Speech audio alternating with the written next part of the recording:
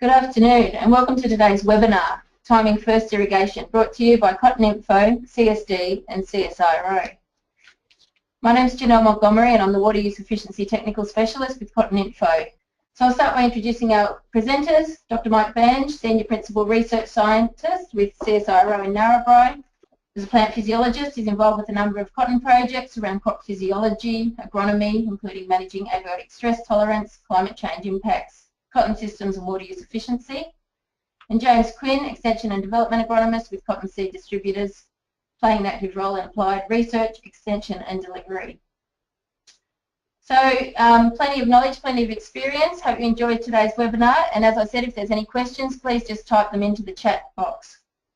So today we're going to be looking at the importance of the first irrigation, factors to consider regarding the timing of that irrigation, looking at some of the research around this area, and we'll finish with our questions and discussion. So first I'll hand over, well I'm actually going to hand over to both Mike and James. They're on here, they'll be talking and a bit of discussion together through the webinar. Thank you. Thanks, Janelle. Jim's just sitting down, getting himself comfortable. Good afternoon, everyone. Yeah, the first irrigation, in my mind, this is probably one of the more vital irrigations within the irrigation, numbers that we do throughout the season. Across the different regions, there's going to be considerable difference in the number of irrigations across, in the hotter western regions, in lighter soil types and the like. Hot years we're looking at, in excess of 11 and 12 irrigations, where in some places where Liverpool plains going down, so they can get away with 2 or 1 throughout the season. So it's one of those things that is a fairly hard thing to quantify in that regard across the whole industry. But where I really wanted to try and focus on today was trying to set this crop up into that flowering period, or that first flower time, so we can really just springboard this crop into trying to produce a lot of yield, in that second half of the season. Yeah, Jim. One of the challenges we've got is that certainly earlier on is that because we have plants that are so small, we're not necessarily, if we're faced with heat or heat or cold or any sort of stress, the plants are not growing so rapidly above the ground.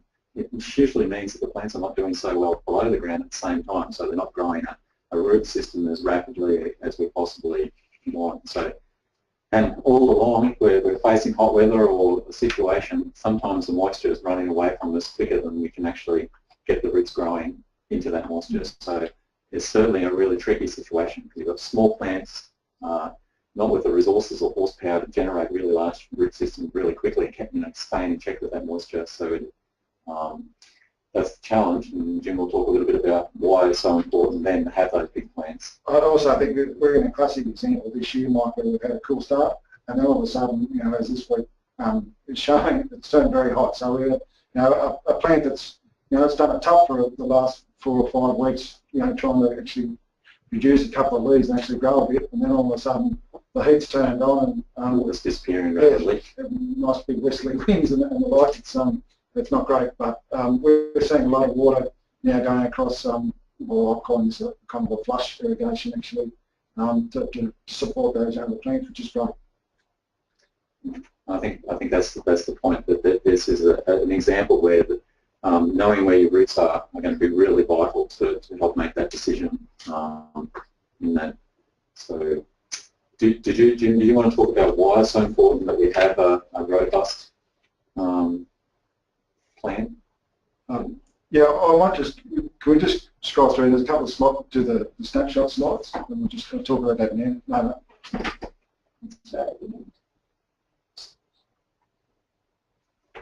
Oh, yeah. So with the Ambassador Network, this is something we've been really concentrating on the last 3 seasons with the CSD team. It's a program we have where we intensively monitor a lot of crops right across the whole industry. So that there's around about 60 irrigated crops within this network this season, and it provides a great deal of data. But what I've shown here on the screen is basically what we are looking for in that first flower time. So we go out and have a look at the crop at first flower. these are the sort of things that we're looking for to try and make sure that we are jumping into this flowering period for good things. So obviously we'd like to hit first flower in about that 780 day degrees. Normally it takes around about 65 days from planting or emergence to that flowering period. This season may be a little bit different, and Mike might make a comment about how the temperature is going to affect that flowering date and the time it's taking to that. But the next four measurements there are the ones that I really want to really nut into. We're looking for over 16 nodes, so we're looking for a crop that's really progressing well. We are looking for around a 9 and above squaring nodes, so we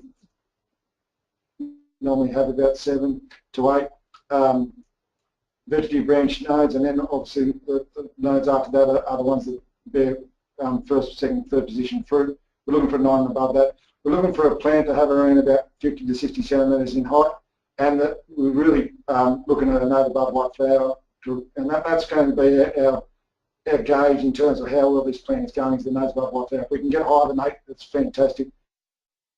I've seen crops and I've had crops that have been at 10 nodes above white flower, first flower, and that offers you a fair bit of comfort and like a buffering sort of thing. If something goes wrong during the season and we get a week like this week of 40-degree heat, so it allows the plant to actually just take a little bit of a breather and compensate a little bit for that heat and not actually cut itself down prematurely. So they're the four that I really wanted to concentrate on.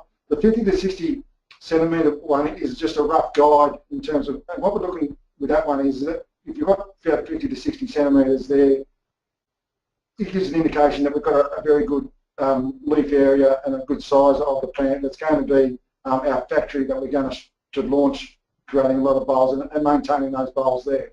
I like to talk about like creating an architecture of the plant, and that's sort of thing. 50, 60 centimetres is a fairly rough and ready sort of thing, but it's something that everyone can do as they walk in, up to your shorts sort of thing. If you're wearing long shorts, you've got my size legs sort of situation. Obviously you might have to go and measure your own leg to work that out as you're walking in, but that's a quick and ready, easy way to do it. So, I also probably highlight here too that I haven't really said much about the retention or how much fruit we're actually holding. Like we'd like to have 89% retention in that first position, but to me that's not as critical as the four above it in that regard. The vegetative growth rate, we want around about that 5 centimetres. We don't want to be going too fast. We don't want to be going too slow. So it's a Goldilocks sort of a thing in there in that. So we want around about that 5 centimetres of growth per node as we go into this period. So they're the things that we're really looking for, and that's what we're trying to target that first flower. And irrigation and timing around these couple of irrigations before flowering is one of the big arsenals that you do have in making sure that you get to that stage. Yeah, and I suppose the important point from a growth physiology perspective is that if the crop is actually suffering any stress at that first irrigation, the first things that actually happen in relation to the growth is you actually stop producing nodes. So any sort of stress early immediately means that we're not producing nodes and we're not producing leaf area that actually then actually delivers a robust plant at first flowering. And we need this so much more now in the Bollgard era, because we're talking about trying to build as much capacity in that plant because we've got high fruit retention and ongoing fruit retention during the growth. And we see this in the research that Steve Yates did in the past in terms of what the impact of any sort of water stress that might occur now compared to the past. So in the conventional days where we were consistently losing fruit, we had a situation early where we weren't putting carbohydrate stress on the plant, so therefore we could get away with it. But because we have fruit loads that come on hard and fast now, we've got to make sure that we have all the things that Jim talked about, the high nodes above white flower and lots of nodes and those sort of things, and good, robust, erect, healthy roots and leaves to actually support that ongoing fruit growth. Yeah. One of the things, this is a fantastic table, I love using this table, and it really does show the differences between the new Bollgards versus the conventional. And when you look at the crop length between the two, up to 2 weeks difference between how long we used to grow a conventional crop to what we're now pulling out our bulgur crops off that. But all the way through the season, you can see that the management around irrigation and water use in a bulgur crop is high all the way through. So, you know, obviously late flowering is when you can do the most damage with the irrigation timing, but you know, around about that first flower time is another time when, you know, there is a really big difference between what we used to under conventional cotton and what we have now in bulgur as well. So,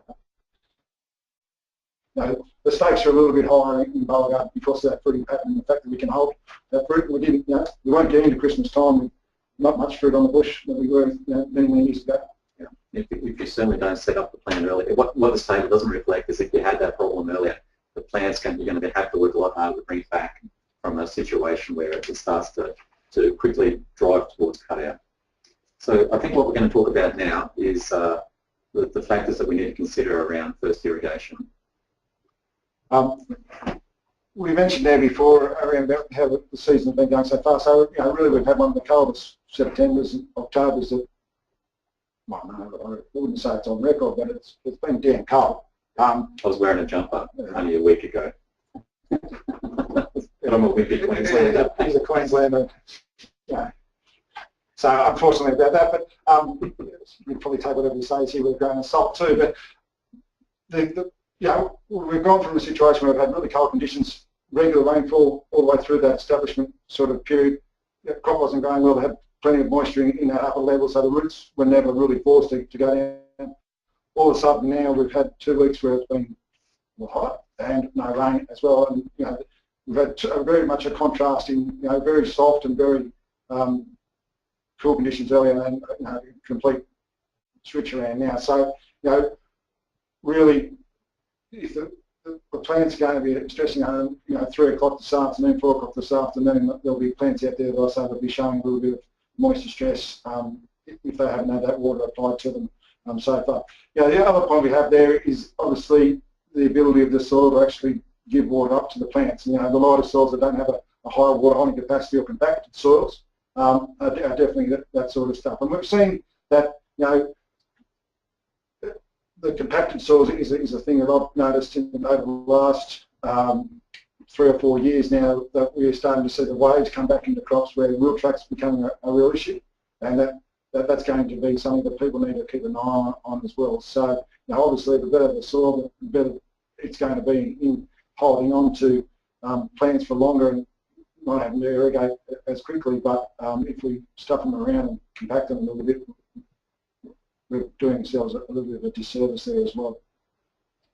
So I'm going to talk about the strategy that I have in terms of, you know, looking to make that first irrigation decision.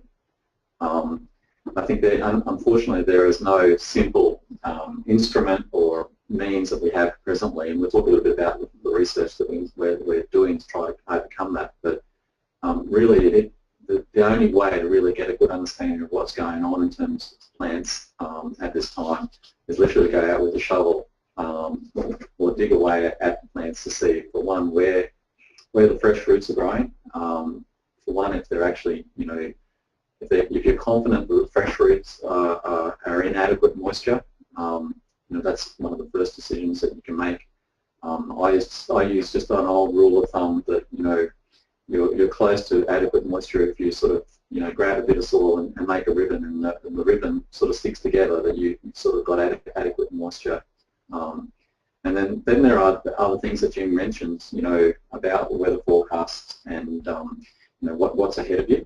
I suppose, and again, the scenario that we face at the moment is probably where, if you're asking me about, you know, erring on the earlier side, given that we're facing a hot spell, given the fact that we've actually had a situation where plants haven't been developing and growing rapidly, and any sort of situation that can actually encourage that better and vigorous growth, you'd be probably erring on the side of even going a little bit earlier than you normally might, even with the moisture. So the rule of thumb is literally, you know, check where the roots are. You certainly don't want to be irrigating country, you know, facing the situation around the next few days with a heat wave when there's already adequate, well and truly adequate moisture there, because then when you haven't got it, the opposite actually plays in the space. When you haven't got a lot of roots and you actually go and irrigate, you actually can subject that crop to waterlogging very, very, very easily. So it can be sometimes a fine line in doing that.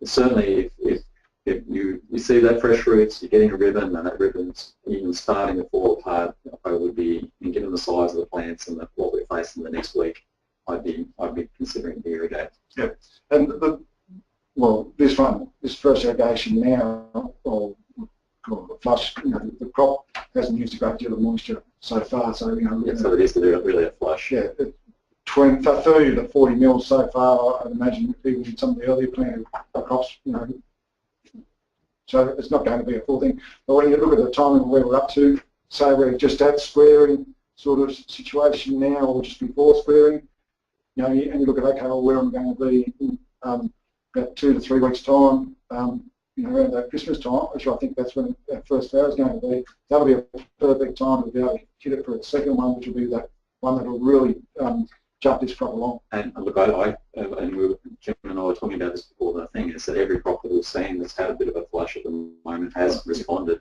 which is probably an indication that the root systems aren't quite established. So the fact that they're responding so well and looking so vigorously growing after the water is a relatively good indication that this cold scenario, late development issue is sort of played out pretty well.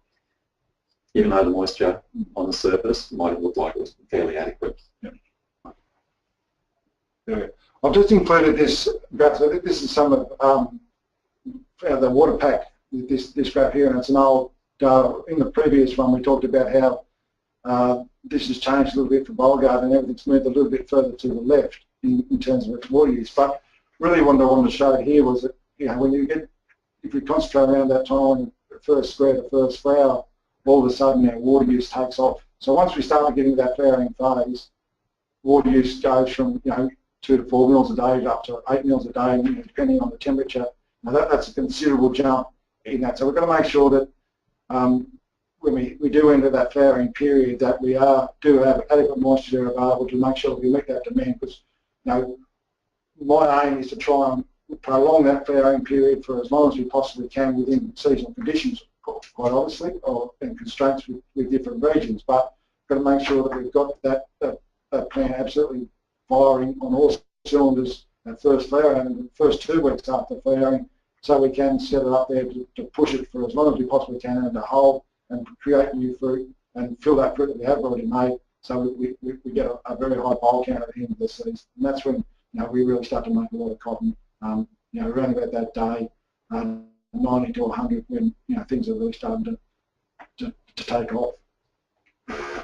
So to keep that in mind too, that we are now using maybe 1 to 2 mils a day, especially in some of the smaller crops at this time. But very shortly they're going to absolutely jump out of the ground, especially if we get getting nice warm temperatures, and they're going to go from 1 to 2 mils a day up to 8 mils a day in a very short period of time. So keeping an eye on that soil, especially because we don't really have the ability to measure it. Probes aren't great in that top 20 centimetres of soil.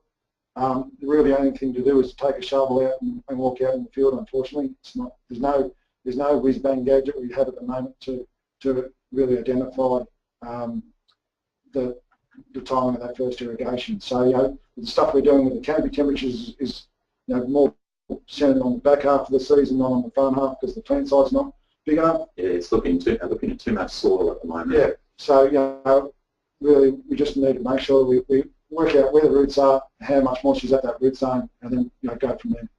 So we are doing a little bit of research on trying to work out ways to capture this. There are some smaller capacitance probes that or soil moisture sensors are going to be placed around the seed that could offer us opportunities in the future.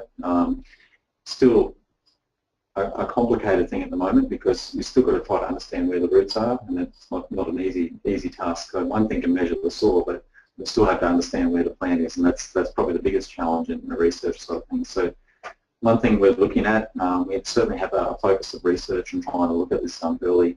In fact, we have 2 focuses of research at the moment. It's the early season irrigation decisions and the end of season irrigation decisions, trying to work out more quantitative ways to actually make that decision. And One that we're looking at is using thermal cameras, not thermal the canopy temperature sensors, but the actual thermal cameras, and trying to establish whether we can actually see differences in well, we actually want to make sure that we can even detect any level of stress in these plants, and the situation we want is no stress at all in these early plants. So I think we're probably at a point where we can start taking a few questions. Yep.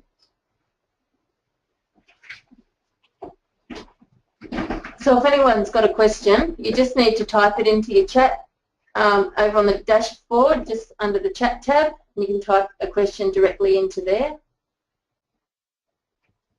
Looks like a pretty quiet lot today. I guess if we just want to finish up with some key messages from you guys, do you want to just pull together 2 or 3 key messages that we'd like to just give to the group?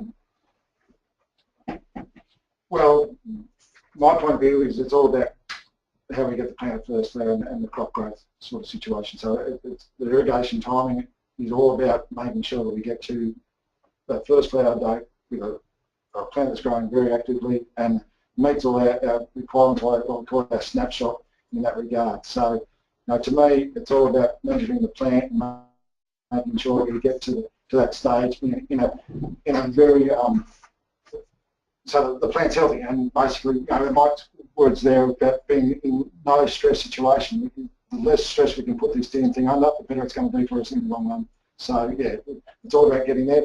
I suppose the other point that we probably would make is that it's one, you have to measure the soil to make sure that you can actually work out where the actual roots are up to and all that sort to do that sort of thing as well. So not only are we measuring above the ground, we also need to measure it below the ground. It's not just it's not just a calendar date sort of thing now where we say, okay, well, we're going to go 55 days after planting. It's something that we really need to know because we really want to try and push this crop as best we possibly can. Okay, so we've had 2 questions, Jim. The first one is about the role of retention earlier on, and then the second question, which is about the use of things like gypsum blocks and those sort of things. If you like that, you could have to go to the I can go to the gypsum block one, and you can do the. I'll do the retention one. So yeah, there's a lot of focus put on retention at that first flower sort of time, or up until that first flower. The time that that's a great thing in terms of insect management and that sort of stuff. But in the greater scheme of things, I'm still looking at the overall architecture of the plant firstly. So making sure we do have a really good size to the plant and it's really performing well. One thing about fruit is that we can recover from that through the season, depending on how much season that we obviously have. But those first position bowls can be easily put back on later in the season. Well, that's not to say that we can go out and throw them off, willy-nilly. If they're there, they're better. But if we've got a high retention, we've got to make sure we do have a bush that's going to support that retention as well. So if we have a small plant with high retention, that's going to put stress on that. Early. We talk about early, we're talking up to about to the first few weeks after flowering, but then the situation changes. But they're absolutely reinforced that it's probably, without having the robust plant and the large plant, retention is almost irrelevant. Yep. Because if you have high retention and don't have the robust plant, it's going to throw it off anyway to compensate, to make amends for that. Yes, you can get away with high retention, but you can only do that if you've actually got a really good actively growing plant like Jim reinforced. So in the past, when we had lower retentions in conventional cotton, we were able to put it on at the end of the season, and if we could get the insects out of the crop, that sort of stuff. And we had a situation there where we did have a bigger plant with not much fruit on it, which enabled us to really push it through to the end of the season. It kept going. It was able to produce a lot more photosynthate than it was demanding for till later in the season. With the bowl guards and the high retentions that we do get anyway, it's just a real thing I want to stress is that we've got to make sure we have a plant size that can support it. Otherwise, we're going to be, well, it'll still go through, and as long as we can keep the nodes above white flower above 4 for as long as possible, but you won't get many sleepless nights. So things to be worried about all the way through. So the next question was experience with using seed probes or gypsum blocks to better time irrigation. So, in terms of what we're talking about here is first irrigation. So I certainly have had experience using both capacitance probes and gypsum blocks around that, monitoring what's going on early. But I think I made the point earlier that the biggest challenge that we face with this first irrigation is actually, so gypsum blocks will tell us how the soil moisture is, but it won't tell us where the roots are. So in the first few centimetres or 10 or 15 centimetres of soil, there could be situations where it's dry not because of the plant using the moisture, it's simply because it could be losing the moisture to the environment. And that's a situation where we've got to really be careful, because it's all right if the plants are using it, but if we're losing it and the plants are not using it, you're really left for a dangerous situation. So hence the reason the discussion's often about where are your roots and how healthy are your roots accessing the moisture. So, and seed probes, capacitance probes early struggle a little bit to pick up the sensitivity that you need in terms of the water use. So yes, they can't pick up what's going on, but do struggle a little bit with that top. Like most technologies earlier on, struggle with trying to capture the soil surface. A lot of cracking, a lot of things happening that actually really throw a lot of these sort of things out when you're losing moisture. So we're really, I suppose the final comment around that, we're really relying on understanding the plant and what it's doing earlier on rather than what's going on with the soil, specifically to understand whether we need to irrigate. Jim, the next question is thoughts on applying nitrogen on with a quick flush in the situation we're looking at the moment.